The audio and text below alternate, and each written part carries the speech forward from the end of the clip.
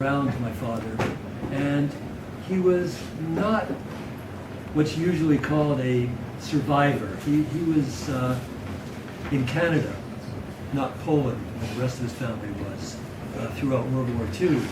But still, he wasn't. I finally decided he could best be described as a second-hand survivor, which is also the title of this next poem, Second-Hand Survivor. My father fell victim to second-hand smoke decades before his condition had a name. His distance from the chimneys didn't spare him.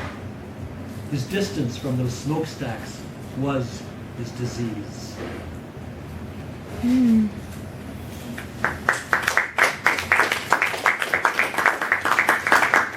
This poem is called Shut Up Please, I'm Not Talking. After the disaster, only money talked. The dead stubbed out their tongues and kept on walking. Who knew how to bury puffs of smoke? In his silence, my father became a wordless poet. Every end-stop breath a rhyme for death. It always walked behind us. Its penumbra always felt 2 steps ahead. It wasn't grunts.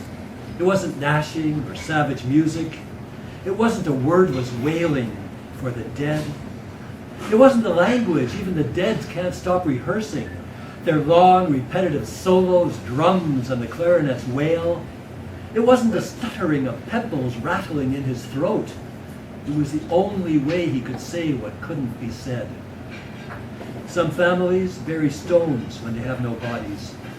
He buried every word they ever spoke.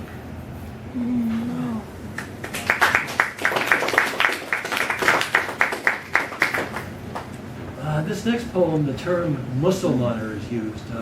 It comes up in this and a few other poems. It was a term coined to describe those concentration camp inmates who basically gave up, who surrendered to their fate, who were the barely living dead. It's called Anne in the Attic. In the camps, the Musulmaner gave up first. You couldn't say they were living, you couldn't say they were dead. They were like the mannequins who modeled clothes in my father's store. One lived in our attic. We called her Anne. She even looked a little Dutch, with her blonde wig and wooden clogs. Not that she ever wore them. She couldn't risk the noise. The real Anne could have used a wig like hers. She's been there ever since I turned 13. The day my father brought her home from his store. It's time, he said. You learn to live like a Jew. Forget the rabbi's nonsense. She'll teach you everything you need to know. Up the stairs to the tiny attic, he locked us in. In the camps, all the Musulmaner cared about was food. If you grabbed one by the throat, it might collapse. They lived, if you call that living, from finger to mouth. They ran out of time before they could learn the rules. Before he turned the key, he gave me a sandwich. From your mother, he sighed, as if I couldn't guess. She worries you might get hungry. Better she worries you won't learn how to starve. Father, your village. 1. My father is a stone in a field of women. It rains all day, but they do not share their water. My father is a stone in a field of women. The moon is full, but they make his bed in shadow. My father is a stone in a field of women. The wind moans, but they won't translate its stories. 2. Father, your village in Poland gone. Who will mourn with you now?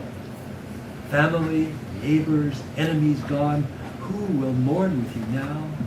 Traders, shops, and synagogues gone. Who will mourn with you now?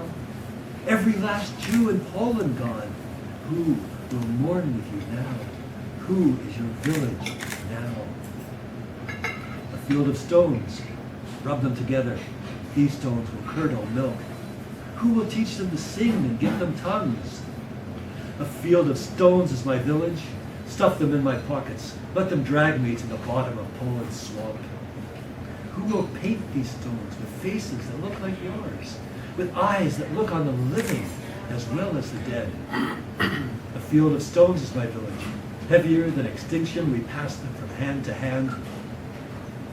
Who will roll away the stone that seals the tunnel?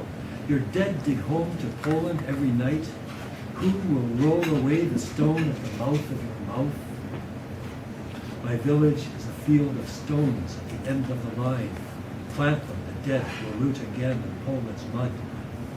Father, your eyes that snow in Poland cannot hold your dead. They spill out every night, they crowd my crib. Their voices coat my tongue with flakes of ash. Take up your shovel, dig them a place of rest. Even their eyelids and fingernails gone, how can I bury my dead? Even their hair and ashes gone, how can I bury my dead? Every stone of my village gone, how can I bury my dead? 3. If they live in me,